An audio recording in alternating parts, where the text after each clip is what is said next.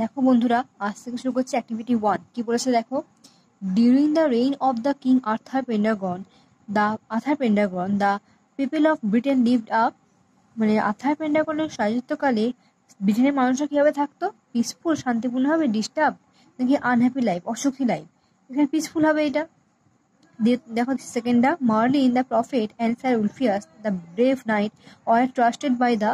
Marlin আর sir Ulfius কাদের দ্বারা বিশ্বস্ত ছিল? অপোনেন্টস অফ দ্য কিং, রাজার শত্রুদের দ্বারা। মেম্বার অফ দ্য রয়্যাল ফ্যামিলির পরিবার, মানে পরিবারের লোকজনদের দ্বারা, নাকি কাউন্সিল অফ দ্য নাইট? এখানে কি আছে? Member of the royal family. দেখো তিনটা, the baby royal baby was to be brought up by, যে রাজপরিবারের যে সন্তান বাচ্চাটা কার দ্বারা বেড়ে উঠছিল? স্যার উলফিয়াস, মার্লিন আর স্যার হেক্টর? অবশ্যই স্যার হেক্টরের দ্বারা। After the passing away of king Arthur Pendragon there was, যখন মারা গেল রাজা আর কি আর্থার পেন্ডাগন, সেখানে কি ছড়িয়ে পড়েছিল? ললেসনেস। দেখো এটা আমি করে রেখেছি, রিঅ্যারেঞ্জ করতে বলেছে। এখানে দ্বিতীয়টা হবে প্রথম, king Arthur Pendragon was love by his people. তারপর হবে দেখো চারটা দুই, lady Igraine was the beautiful wife of king Arthur Pendragon. খুব সুন্দর একটা, মানে খুব স্ত্রী ছিলেন, দেখতে খুব সুন্দর ছিল। Section number 3, the royal baby was born to King Arthur Pendragon and Lady Igraine. Arthur Pendragon আর লেডি ইগ্রেনের সন্তান ছিল কে? বাচ্চাটা। দেখো তিনেরটা হবে 4, there was trouble in Britain after the king and queen died. King আর রাজা রানী মারা যাওয়ার পরেতে ব্রিটেনে খুব সমস্যা দেখা দিয়েছিল।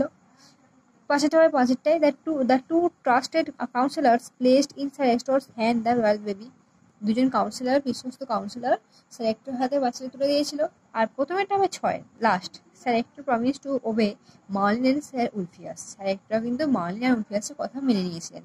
এবার দেখো অ্যাক্টিভিটি 3 কি বলছে, why do you think Merlin and sir Ulfius entrusted sir Hector with the baby of the dead king and queen?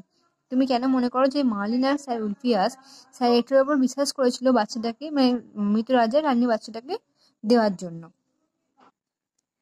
দেখো ইট ইজ বিকজ, এর কারণ হলো sir Hector was a true and loyal knight of the late king and Arthur Pendragon. কি হয়েছে? এর কারণ হলো sir hectare মৃত রাজা আর্থার পেন্ডাগনের একজন বিশ্বস্ত যোদ্ধা ছিলেন, মানে নাইট ছিলেন। So Merlin and sir Ulfius choose sir Hector for the baby of the dead king and queen. Okay, সুতরাং মার্লিন আর উলফিয়াস তাকেই চুজ করলেন যে মৃত রাজা রানী বাচ্চাটাকে দেওয়ার জন্য, মানে বাচ্চাটার জন্য। ওকে, চুজ হচ্ছে সেকেন্ড ফর্ম V2। ওকে।